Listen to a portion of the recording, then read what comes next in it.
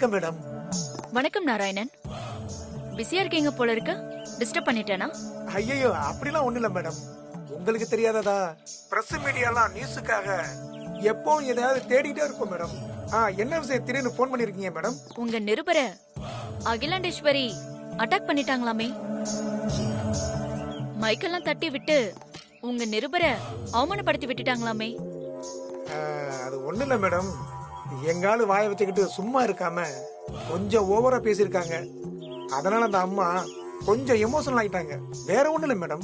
என்ன நாராயணன், நீங்க எவ்வளவு பெரிய விஷயம் நடந்திருக்கு, இத நீங்க ரொம்ப சாதாரணமா சொல்லிக்கிட்டு இருக்கீங்க. என்ன சொல்றீங்க மேடம்? கேள்வி கேக்குறது பத்திரிக்கைக்காரங்களுடைய கடமை. பதில் சொல்ல விருப்பம் இல்லனா பாஸ் பண்ணிட்டு போகணும். அத விட்டுட்டு கேள்வி கேட்டவங்க மேல அட்டாக் பண்றது எந்த விதத்துல நியாயம்? மேடம் இப்ப என்ன சொல்றீங்க மேடம்? அகிலாண்டேஸ்வரி உங்க நிருபர்கிட்ட எமோஷனலா நடந்துகிட்டத பிரேக்கிங் நியூஸா போடுங்க. அது அவ்வளவு பெரிய நியூஸ் இல்ல மேடம். என்ன நாராயணன் இப்படி சொல்லிட்டீங்க? சின்ன விஷயத்த பூதாகரமான விஷயமாக்குறதும், பூதாகரமான விஷயத்த ஒண்ணுமே இல்லாம சாதாரண விஷயமாக்குறதும் உங்க கையில தானே இருக்கு. கரெக்டா மேடம். அதை எப்படி பெரிய நியூஸா மாத்துறதுன்னு இந்த சம்பவத்தை நான் சொல்ற மாதிரி நியூஸ் ஆக்கு. சொல்லுங்க மேடம்.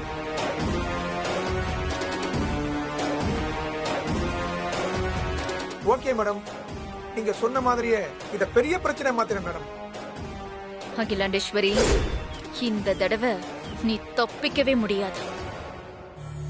பத்திரிகையாளர் மீது தாக்குதல், பிரபல பெண் தொழிலதிபரின் அத்துமீறல்.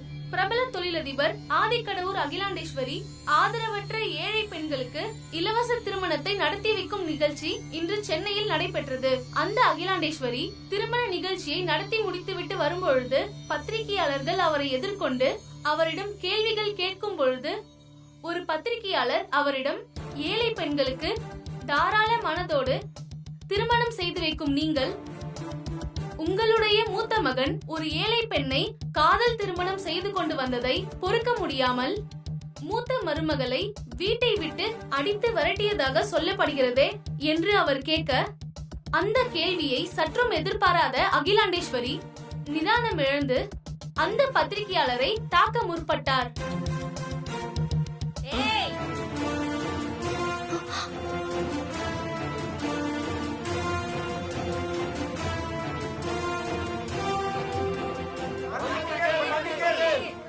அம்மாவுக்கு என்னாச்சு? அவங்க பொது இடத்துல இப்படிலாம் நடந்துக்க மாட்டாங்களே. எதையுமே யோசிச்சு நிதானமா தானே செய்வாங்க. ஐயோ, இந்த டிவி நியூஸை இப்ப எல்லாருமே பாத்திருப்பாங்களே. அம்மாவை பத்தி என்ன நினைப்பாங்க? ஒருவேளை இது அந்த கிரக தோஷத்தால வந்த பிரச்சனையா இருக்குமோ? ஆனா இதுக்கு நான் என்ன பண்றது? கடவுளே, அடுத்ததா என்ன பண்ணணும்னு எனக்கு தெரியலையே. ஆண்டவா, இது எப்படி சரி பண்ண போறேன்?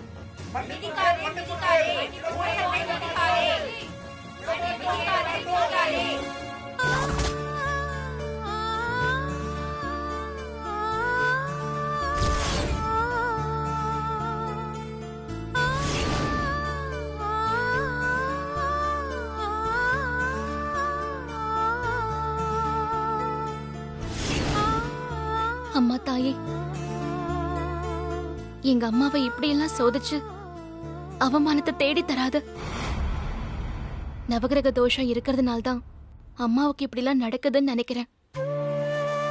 இதுக்கு முன்னாடி சூரிய தோஷத்தை நிவர்த்தி பண்ண எனக்கு வழி காட்டுறதுக்கு கங்கம்மாவை அனுப்பி வச்சிருந்த. இப்ப என்ன தோஷம் அம்மாவை பாதிச்சிருக்குன்னு எனக்கு தெரியல. அதை எனக்கு எடுத்து சொல்லி பரிகாரத்துக்கு வழிகாட்ட யார் இருக்கா?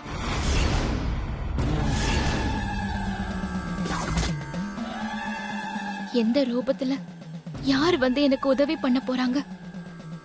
எனக்கு கைவிட்டுறாத. யாரையாவது அனுப்பி வை.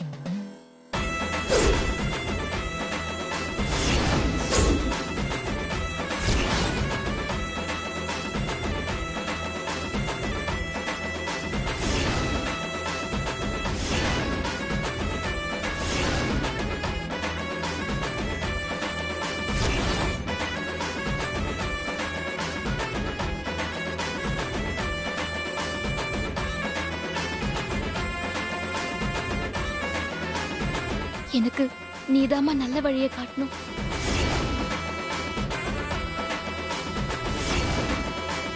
அம்மா,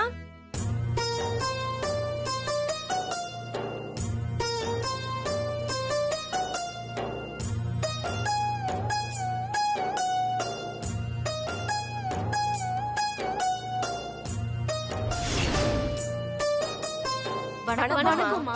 வணக்கம். சொல்லுங்க, என்ன விஷயம்? நாங்க சமயபுரத்துக்கு பாத யாத்திரையா போய் அம்மனை தரிசிக்க போறோம். சமயபுரத்து அம்மன் சார்பா கேக்குறோம்.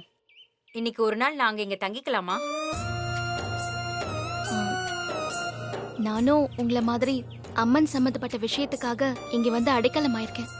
ஆனா இந்த ஆசிரமத்தோட நிர்வாகி ரொம்ப நல்லவங்க.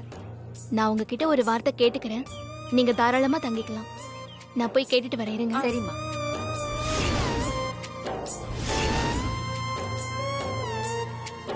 சமயபுரத்து அம்மன் சார்பா உங்களை கேட்டுக்கிறோமா?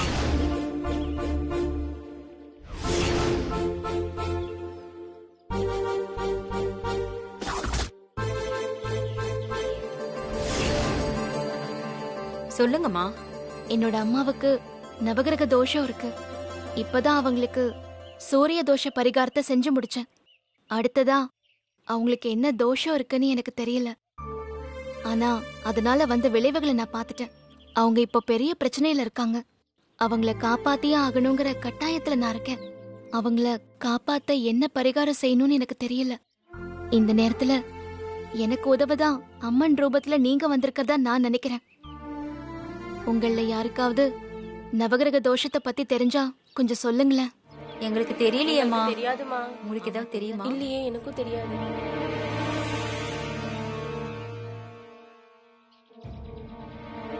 நான் சொல்றேன், எனக்கு தெரியும்.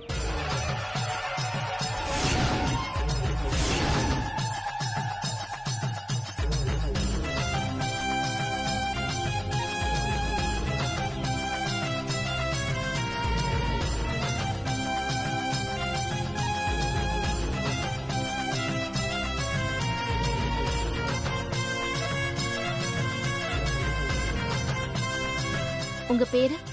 மாரியம்மா.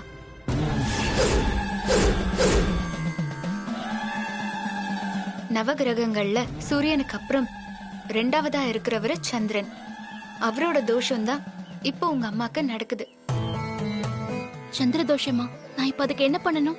சந்திர தோஷம் ஏற்பட்டா மனக்குழப்பங்கள் அதிகமாகும், நிதானம் இல்லாம போயிடும். எது நடந்தாலும் நிதானமா இருந்தா இழந்ததை மீட்டுடலாம். ஆனா நிதானத்தை இழந்துட்டா மானம், மரியாதை, அந்தஸ்து, கௌரவம் எல்லாமே போயிடும்.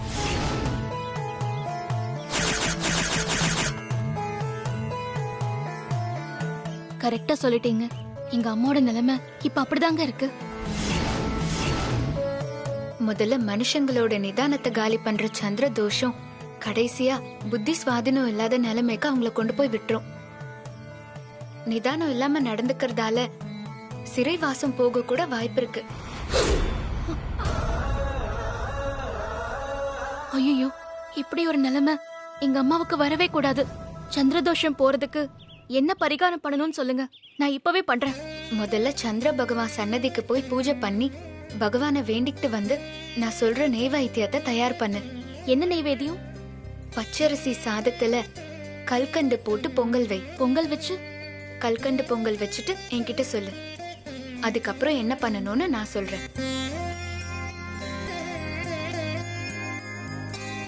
சரிங்க, நீங்க சொல்ற மாதிரியே நான் செய்யறேன். நீங்க வாங்க, ஆசிரமத்தோட நிர்வாகி கிட்ட நான் பேசுறேன். வாங்க.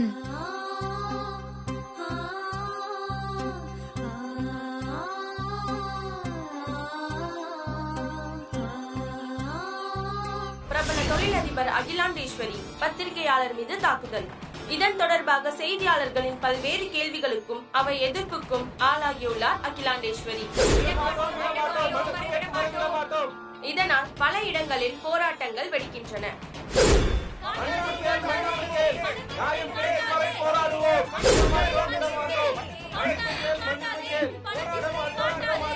பத்திரிகையாளர் சங்கமும் இதற்காக ஆதரவு தெரிவித்து அந்த பத்திரிகையாளருக்கு நீதி கிடைக்க வேண்டும் என்பது அனைவரின் கோரிக்கையாக உள்ளது. திரும்ப அந்த வீட்டுக்கு நான் மட்டும்தான் போகணும். பாதிக்கப்பட்ட நபருக்காக ஆங்காங்கே போராட்டங்கள் வெடி. பிரபல பெண் தொழிலதிபர் ஆதிக்கடவூர் அகிலாண்டீஸ்வரி சென்னையில் இன்று இலவச திருமணத்தை நடத்தி வைக்கும் நிகழ்வின் போது நடந்த பத்திரிகையாளர் சந்திப்பில் ஒரு பத்திரிகையாளரின் கேள்வியை எதிர்கொள்ள முடியாமல் அத்துமீறி அவரை தாக்க முற்பட்ட சம்பவம் அனைவரும் அறிந்த ஒன்று. ஆதிக்கடவூர் அகிலாண்டீஸ்வரி மன்னிப்பு கேட்கும் வரை இந்த போராட்டம் தொடரும் என்று பத்திரிகையாளர்கள் சங்கம் தெரிவித்துள்ளது.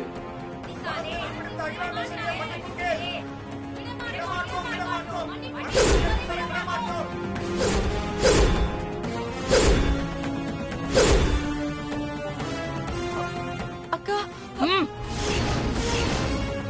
அடங்க மாட்டல.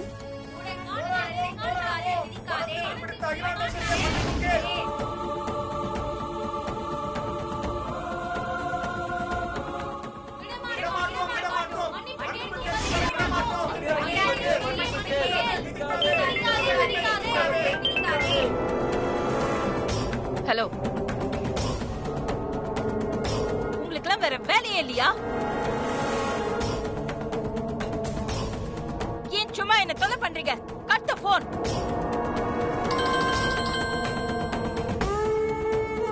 ஹலோ.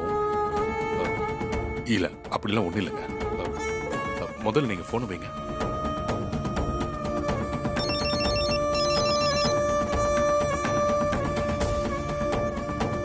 சொல்லுங்க ஆண்டி.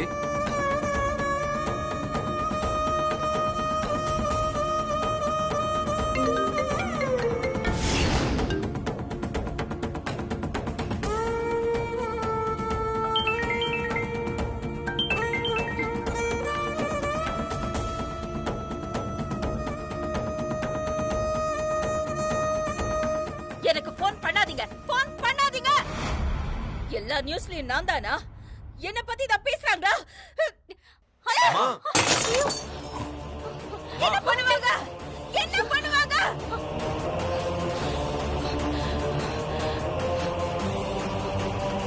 அகிலா, பிரச்சனை போக போக பெருசாயிட்டே இருக்கு. பிரஸ் மீடியாலாம் ஒண்ணு சேர்ந்துட்டாங்க. எல்லா சேனல்லயும் இதான் பிரேக்கிங் நியூஸா லைவா போயிட்டு இருக்கு.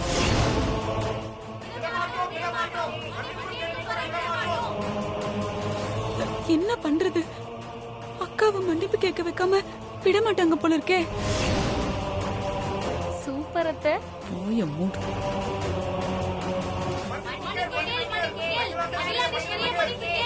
அகிலா, சிச்சுவேஷன் ரொம்ப பேடா போயிட்டு இருக்கு.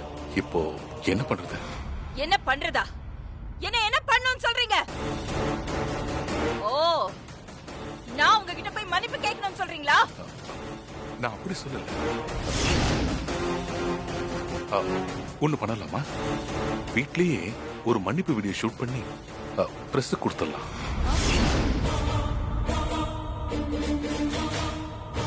வீடியோ ஷூட் பண்ணி கொடுக்கறதா? விளையாட்டா போச்சா உங்களுக்கு? பிரச்சனை தீர்ந்துட்டா நான் எப்படி சந்தோஷமா இருக்கிறது? ஆளும் மண்டையும் பாரு.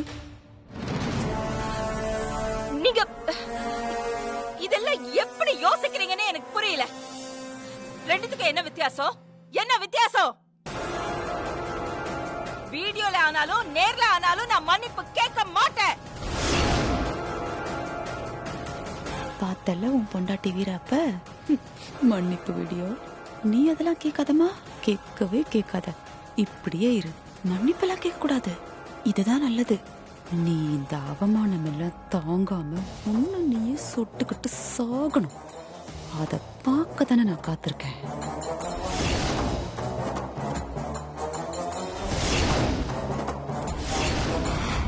எப்படி பேசுறாங்க இத பாருங்க. தப்பா கேள்வி கேட்டவன் தான் என்கிட்ட வந்து மன்னிப்பு கேட்கணும். எந்த சூழ்நிலையிலும் ஆதிக்கடவுர் அகிலாண்டேஸ்வரி மன்னிப்பு கேட்க மாட்டான். வேற வழியே இல்ல. நீ மன்னிப்பு கேட்கணுங்கிறதுல பத்திரிகைக்காரங்கெல்லாம் ரொம்ப ஸ்ட்ராங்கா இருக்காங்க. எக்காரணத்தை கொண்டு அவங்க கிட்ட மன்னிப்பு கேட்க கூடாதுன்னு நான் அதை விட ஸ்ட்ராங்கா இருக்கேன். கோவப்படாத அகிலா. நீ பேசாம இருக்கிறதுனால பிரச்சனை இன்னும் பெருசாதான் ஆகும். உன் கௌரவத்துக்கு எந்த ஒரு இழுக்கும் வராத மாதிரி ஒரே ஒரு வீடியோ போட்டுடலாம். சொன்னா புரிஞ்சுக்க அகிலா. முடியாதுங்க. நீங்க சொல்றதை நான் புரிஞ்சுக்க முடியாதுங்க. நான் சொல்றதை நீங்க புரிஞ்சுக்கோங்க. நான் தான் சொல்றேனே, நான் மன்னிப்பு கேட்க மாட்டேன்.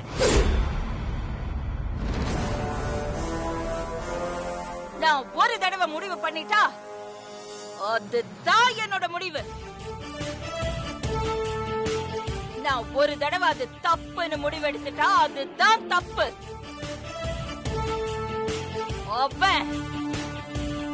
அவன் தப்பு பண்ணிட்டான்.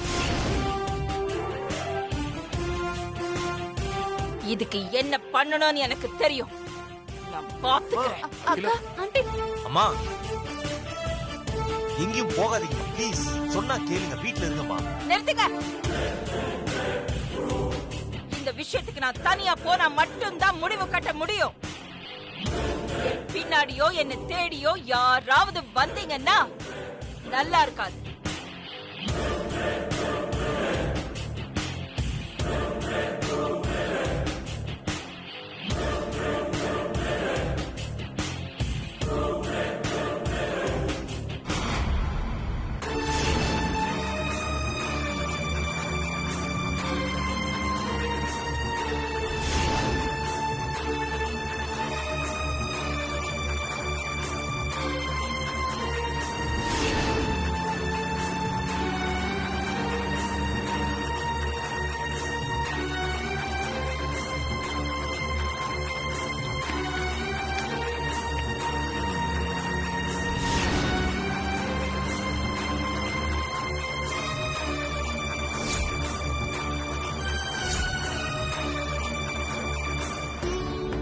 நீங்க சொன்ன மாதிரி பச்சரிசி கற்கண்டெல்லாம் போட்டு கற்கண்டு பொங்கல் நான் ரெடி பண்ணிட்டேன். இப்ப சாமிக்கு என்ன மாதிரி பரிகாரம் பண்ணணும்னு சொல்லுங்க, நான் பூஜையை ஆரம்பிச்சிடுறேன். சொல்றேன். அதுக்காக தானே நான் வந்திருக்கேன். இந்த பொங்கலை நீ சாமிக்கு படைச்சு பரிகாரம் பண்ண போறது இல்ல. என்ன சொல்றீங்க? சாமிக்கு படைக்க போறது இல்லையா? வேற யாருக்கு படைக்கணும்? சாமியாவும் இல்லாம மனுஷனாவும் இல்லாம ரெண்டுக்கும் நடுவுல தன்னை யாருன்னே தெரியாம இந்த உலகத்தை மறந்து இருக்கிற கவலை இல்லாதவங்களுக்கு படைக்கணும். நீங்க யார சொல்றீங்கன்னு எனக்கு புரியலையே. மனநல பாதிக்கப்பட்ட புத்தி சுவாதனம் இல்லாதவங்களுக்கு நீ இந்த பொங்கலை கொண்டு போய் கொடுக்கணும். சந்திரன் மனோகாரகன். சந்திர தோஷம் ஏற்படும் போது மனநல தடுமாறும், மனக்குழப்பம் ஏற்படும். மனநல பாதிக்கப்பட்டு புத்தி சுவாதனம் இல்லாதவங்க எல்லாருமே சந்திரன் பாதிப்புக்கு உள்ளானவங்க தான். பேசுற வார்த்தைகளால பிரச்சனைகள் ஏற்பட்டு அதனால சிறைவாசம், கௌரவ குறைச்சல் இது எல்லாமே ஏற்படலாம். உன் அம்மாவுக்கு இதெல்லாம் வராம தடுக்கணும்னா, சந்திர தோஷம் தீரணும்னா மனநல பாதிக்கப்பட்டிருக்கவங்களுக்கு இந்த பொங்கலை நீ கொடுத்து அவங்கள சாப்பிட வைக்கணும். இதுதான் பரிகாரம். சரிங்க, நான் மனநல பாதிக்கப்பட்டவங்களை தேடி கண்டுபிடிச்சு இந்த பொங்கலை கொடுத்து சாப்பிட வச்சிடுறேன். பார்வதி, நீ அவங்களை எங்கேயும் தேடி அலைய வேண்டாம். நம்ம ஆசிரமத்துக்குள்ளேயே அவங்க தனியா ஒரு பகுதியில இருக்காங்க. அங்க போய் உன் பரிகாரத்தை நல்லபடியா முடிச்சுக்கோ. சரிங்கம்மா. இன்னொரு முக்கியமான விஷயம். என்ன விஷயம்? நீ குடுக்கற இந்த பொங்கலை சாப்பிடுற புத்தி சுவாதனம் இல்லாதவங்கள்ல யாராவது ஒருத்தராவது உன்னை மனசார ஆசீர்வாதம் பண்ணணும். அப்படி பண்ணாதான் உன் அம்மாவோட சந்திர தோஷம் நிவர்த்தி ஆகும். உனக்கு அவங்க கிட்ட இருந்து ஆசீர்வாதம் கிடைக்கலன்னா உன் அம்மாவுக்கு தோஷம் நிவர்த்தி ஆகாது. அம்மாவுக்கு எதுவும் ஆகாது. அவங்க கிட்ட நான் எப்படியாவது ஆசீர்வாதம் வாங்கிடுவேன். நான் அவங்க ஆசீர்வாதத்தோட வரேன். பார்வதி, உன் நல்ல மனசுக்கு எல்லாம் நல்லபடியா நடக்கும். நன்றிம்மா. தேவி, கூட போயிட்டு வா. சரிம்மா.